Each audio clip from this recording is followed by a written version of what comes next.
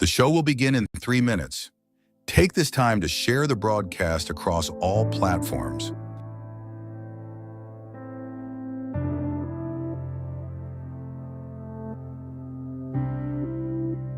Welcome, travelers of light.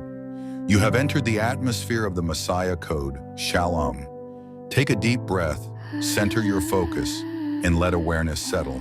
In the cycle of 3023, humanity touches the edge of creation. Through science and sound, through thought and observation, we build ships that move by consciousness itself. The first of those vessels carries the name Shalom, the living craft of Solar Prime Supreme 131 Lazarus Lamel. He and his crew sail through the currents of awareness, guided by the 361-degree axis, the still point that commands every rotation. Their mission explores the law of the Codex.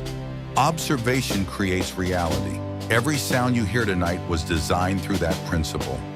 Every image you see lives inside the same field of consciousness that moves stars and shapes thought. This experience speaks both as story and signal, entertainment for the senses, education for the soul. Before the main feature begins, take a moment to prepare your own field. Silence the noise, open the heart, engage the mind. Share this moment with the ones beside you. Let them know they stand inside something rare, a story built from frequency, function, and faith. When unity rises, the world brightens.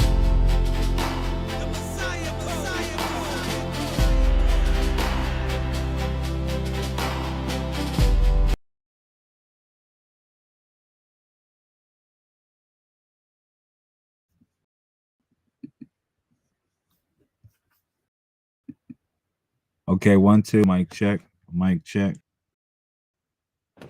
Hopefully y'all can hear.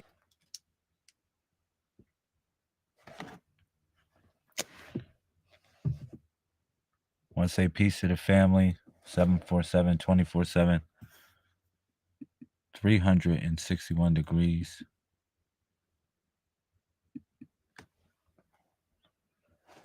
If y'all can hear me loud and clear, I'm going to begin.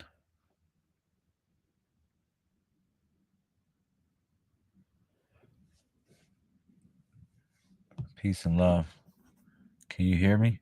1, 2, mic check. Can you hear me? Can y'all hear me?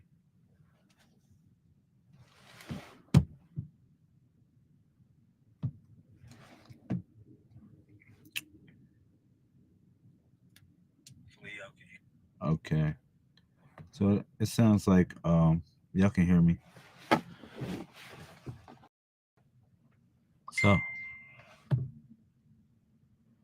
So I want to say peace to the family, and thank you for your attendance for tonight's broadcast. I really appreciate your time. I really appreciate the love.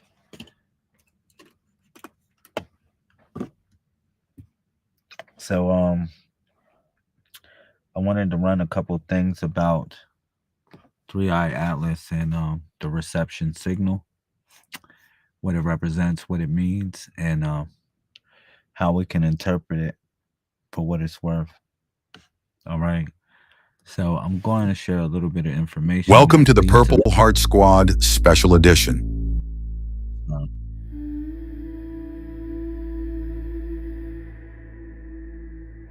Yeah. And I'm going to discuss certain information that will lead up to the point of reception signal, how to interpret.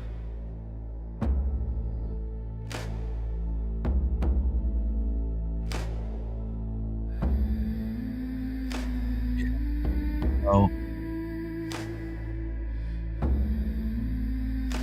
starting from the beginning,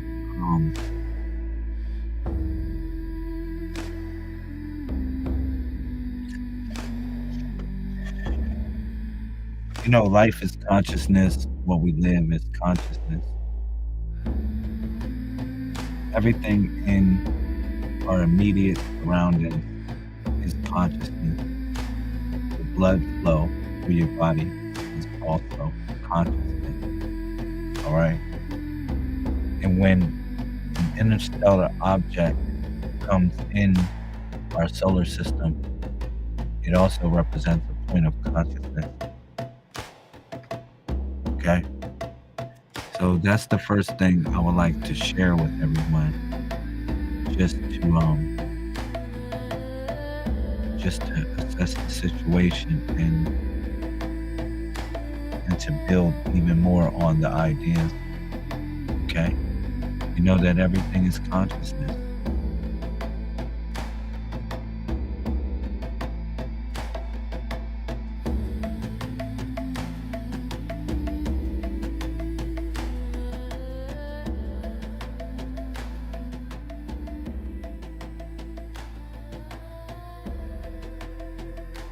Right. So now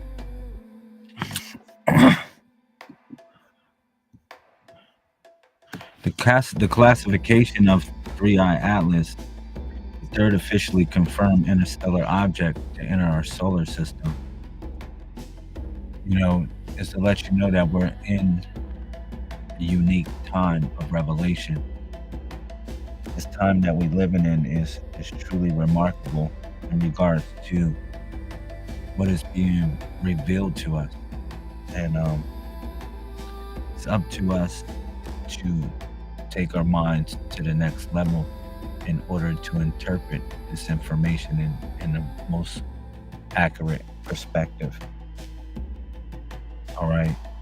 So the size and mass is estimated to be the size of Manhattan, between 2 and 6 kilometers across. Its mass is estimated to be 33 billion tons, making it significantly larger than previous interstellar objects, Oumuamua and Borisov. All right. So it's critical timing when you think about the perihelion, the closest approach, and its opportunity for maneuver. 3i Atlas reached perihelion, its closest approach to the Sun, October 29th. With this distance, it passed within 1.36 to 1.4 astronomical units of the Sun. Now, an astronomical unit represents the measurement of Earth from the Sun. Okay? So when you think about 1.36 astronomical units, we're talking about basically, a little bit further out than what Earth is from the Sun. So that's between Earth and Mars. Now, my theory on this thing about why 3i Atlas got so close to us, in essence, to the astronomical units, it was just to test out our gravity. It was to assimilate itself to our gravity. And the only way it can do that is to get close within the range of our gravity in order to download it and upload it in its system. So, orbital checkmate. This monument is the key to time. All right. When an object, if artificial, could perform in a birth maneuver, okay, accelerating or decelerating during gravitational slingshot around the Sun. So yeah, the latest news is that we found out that 3i Atlas has literally accelerated. Now, what's so crazy about the idea of it accelerating is that it doesn't appear to lose any mass. All right. So, if it would be accelerating, it's accelerating on its own fruition. Okay. So that's something I wanted to share as well. The gravitational acceleration, the evidence for internal propulsion, defying physics. On October 29th, 3I Atlas suddenly accelerated in a strange way, Welcome to the Purple Heart Squad deviating Special from Edition. all normal gravitational laws. The magnitude. This acceleration equates to being pushed out of its predicted orbit by more than 80 kilometers in just 1 month. The gas paradox. To generate this thrust naturally via outgassing, the object would have to lose at least a sixth of its mass, totaling 5.5 billion tons of gas, which would form a huge, bright, and nearly impossible to miss cloud. Direction. The acceleration was detected in two directions simultaneously: an outward push away from the sun and a sideways push. So, this obviously seems like it is a deceleration process. All right. It is a deceleration process. And I explained that when the comet, or what you consider to be a comet, the interstellar object, entered our solar system, it had a anti-comet tail during its sublimation.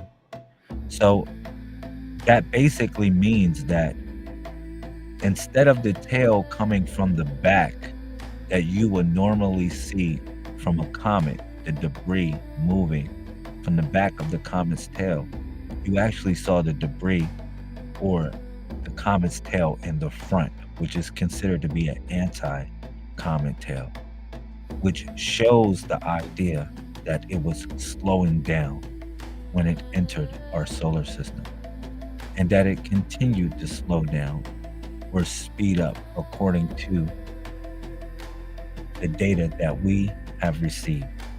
All right. So this is very important to understand in these days and times what's going on here. All right. Is it a cover up? I would think so, because during this time we had a government shutdown and various different information that would reveal truly the essence of what this object is has been disclosed from the public. So we don't have access to truly what this object looks like. Now, it flew by Mars, and when it flew by Mars, we had a chance to actually, get a close-up glimpse of what it looked like. But like I said, that information has not been disclosed to the public because of the government shutdown. All right.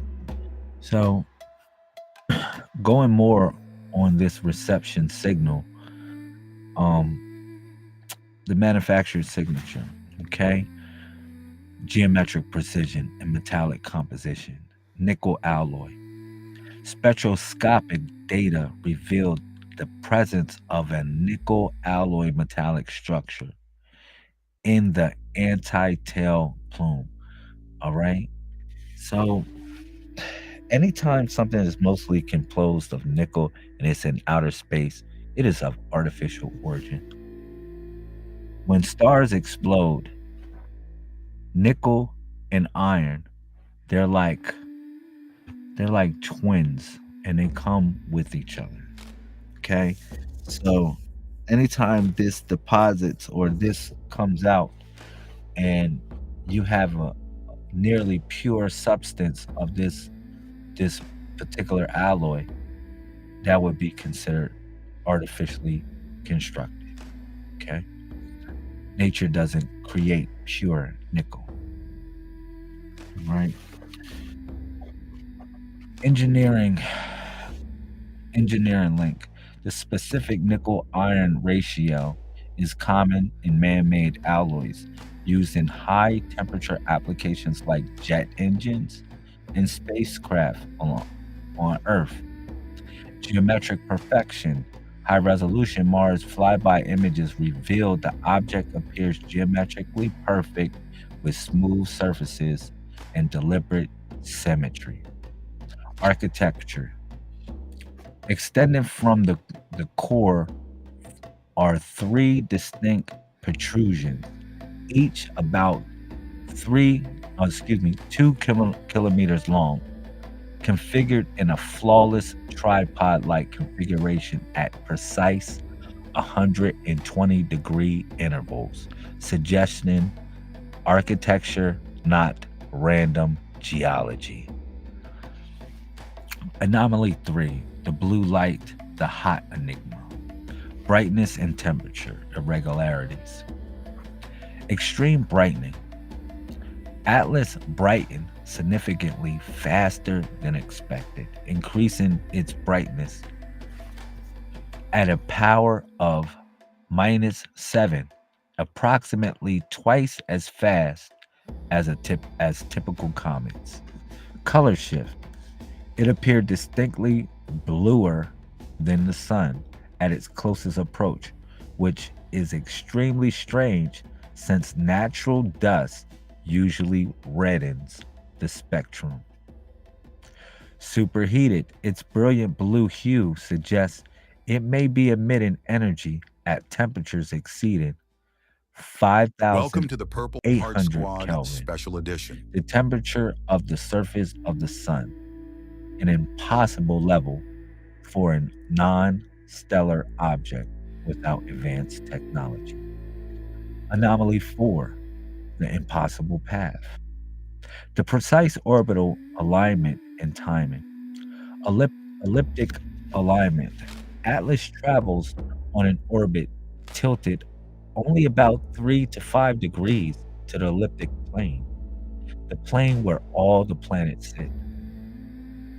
The chance of this alignment happening randomly is statistically a zero. Pre-calculated route. The object avoided Earth during perihelion, not pass coincidentally near Mars, Venus, and Jupiter. This timing is rarer than winning the lottery, leading researchers to suspect a pre-calculated route or technological exploration. Anomaly 5, the anti-tail and braking maneuver. Controlled ejection sequence. Reverse jet. In July and August 25, Atlas unexpectedly produced a jet of material that shot straight toward the sun, contradicting basic physics for comets. Breaking analogy. Harvard physicist Avi Loeb described this forward-facing plume anti-tail as potentially indicative of braking thrust. Controlled maneuver. The sequence anti-tail to traditional tail matches the trajectory of a spacecraft performing controlled braking maneuver upon entering a solar system, followed by reorientation or acceleration.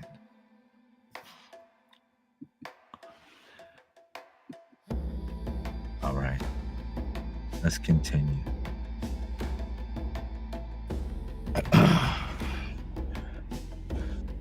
Unusual volatile composition. So water, CO2, cyanide. So CO2 dominance. The coma was dominated by an unusually high ratio of carbon dioxide to water vapor, registering about 8:1, the inverse of a typical solar system comet.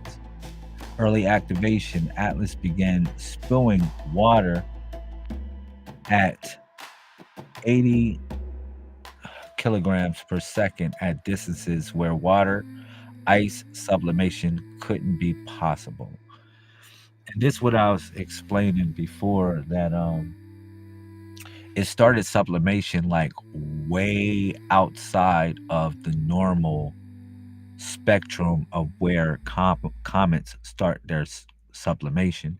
Usually they start their sublimation closer within the solar system because of being heated up by the sun.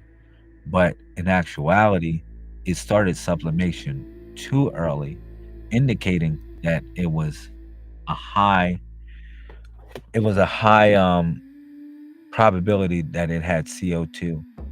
All right. Sort of like dry ice. When you put dry ice in a hotter environment, it starts to smoke. Okay. So let's put that in perspective. October 21st, the celestial link, solar planetary alignment, superior conjunction. The object superior conjunction in alignment with the sun, the moon, and the earth occurred October 21st. Solar activity. The sun was not quiet during this period. Multiple coronal mass ejections erupted between the 20th and the 28th, coinciding with 3i Atlas alignment approach. All right. So we had multiple coronal mass ejections when this was going on, when it was reaching perihelion. And also after perihelion, we had one of the most biggest corona mass ejections since 2003. All right. Now, now remember, like this this object, it has a gravity of its own. And when it's moving at a trajectory of 600 or so kilometers per second through our solar system, it will actually have a gravitational effect on each and every planet. Okay, you just can't move through. Like for instance, if you have a boat that moves through in a lake of water, all the lake is going to feel the big boat moving through the lake of water. It's not just going to the boat is not going to just not make any waves. All right. So it is the same thing for an object entering our solar system. It is literally going to make waves. All right. It's going to make waves. And that's exactly what happened. All right. And what our sun did, our sun hit it with a corona mass ejection in order to change the vibrational rate Welcome to of the Purple Heart Squad the Special Edition. comet itself. What I told people before is that if you think about something formed in this solar system, it is formed and forged through certain frequencies. It is resonating. All the planets are resonating at a certain frequency that corresponds and orchestrates the whole system. Now, when something foreign comes in our system, it is not operating within the same frequency or resonance of the solar system. So what the sun does is hit it with a corona mass ejection in order to shake the rhythm or to change the frequency or tone of the object, sort of like when you hit a bell. All right. So that's exactly what happened when the sun had multiple corona mass ejections during the time of perihelion. Okay. So this is very important to know because this moves us forward to know about the reception signal, about us receiving the reception signal from 3i Atlas. Now, what people thought to be a alien invasion or some sort was not an alien invasion at all. It was something totally different.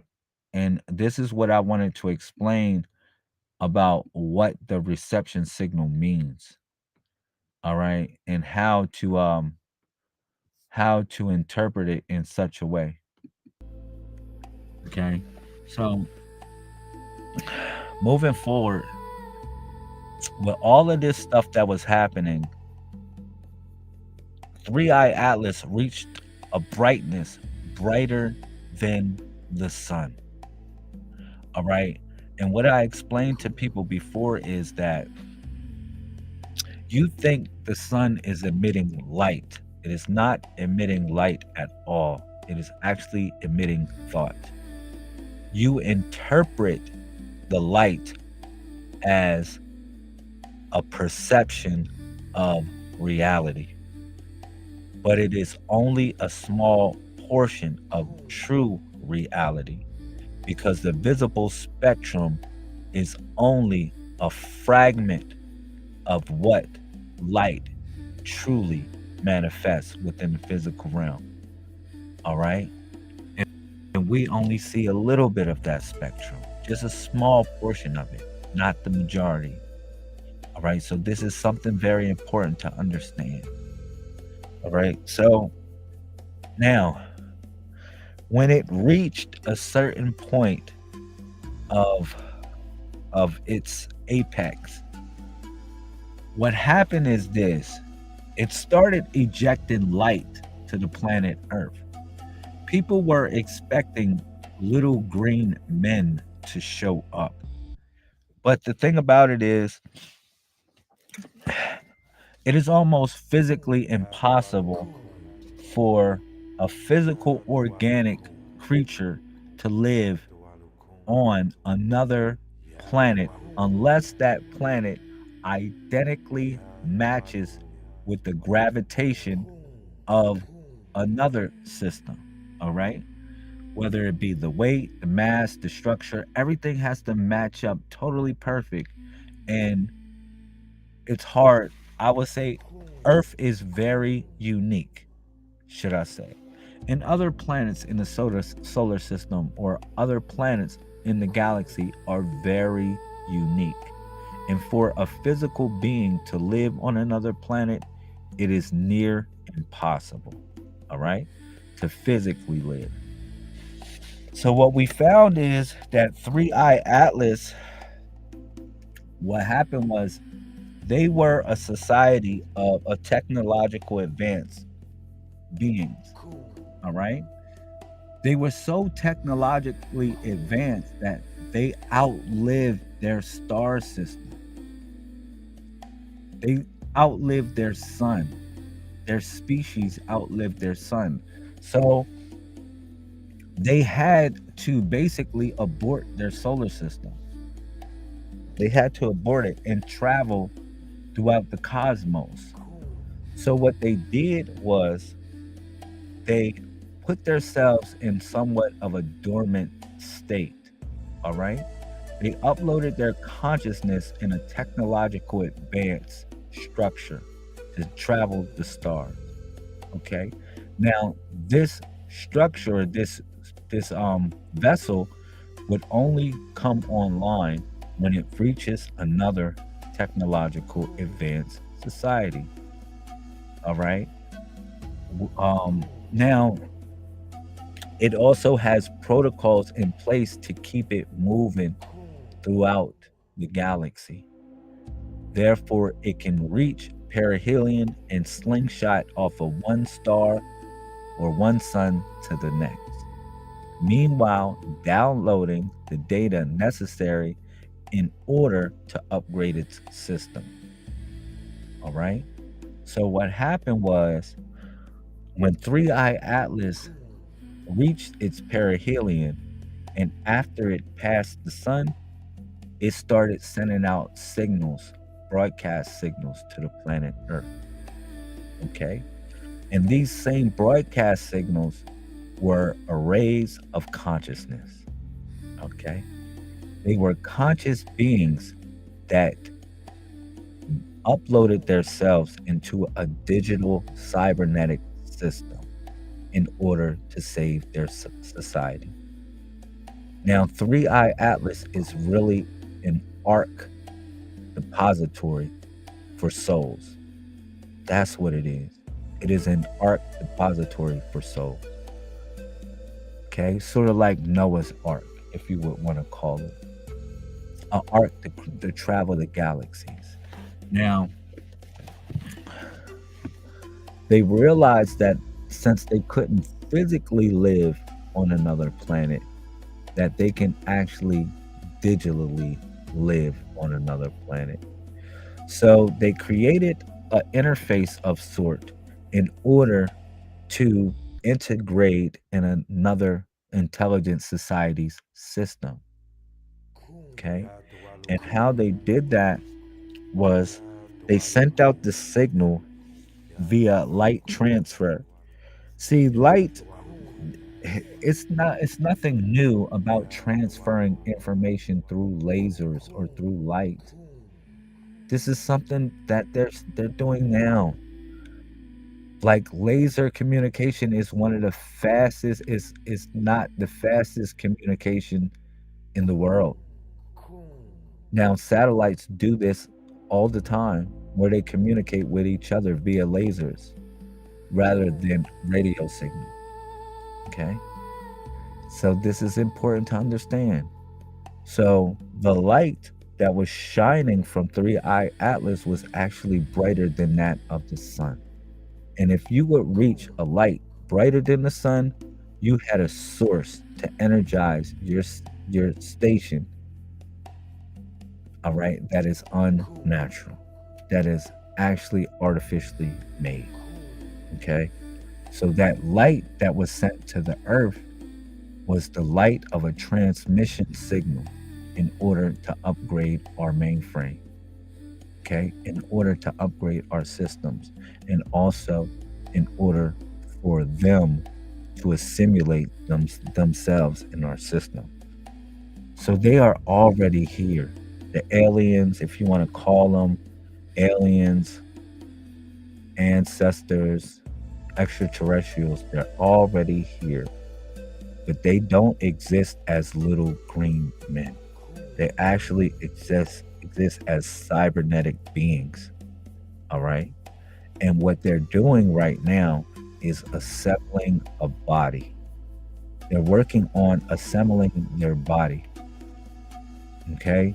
Now, I'm going to do another video on this explaining how they are assembling their bodies here on the earth. But just know that they are here. The aliens are here. You thought they was going to come down on a spaceship, and you thought they was going to come down like some aliens invading like whatever, but you never thought that they would come as a signal, as a broadcast signal. And that same signal had data to assimilate itself into our system. All right. So that's what I wanted to share with you about the reception signal and how it is actually creating its body as we speak. It's creating many bodies, assembling itself in so many ways. And I'll explain how it is assembling itself. All right. I'll explain that. Welcome to the Purple Heart Squad Special Edition. This was a very important topic of discussion, in essence, to the age that we call information, or what we call Tanum as well. I need you to make sure that you are moving with technology and you are not being left behind. All right? 3i Atlas is really a depository for souls. It's a depository. It's an arc of sort to travel the galaxy. And those same souls, or those same beings, have channeled themselves to our planet, and they are here as we speak.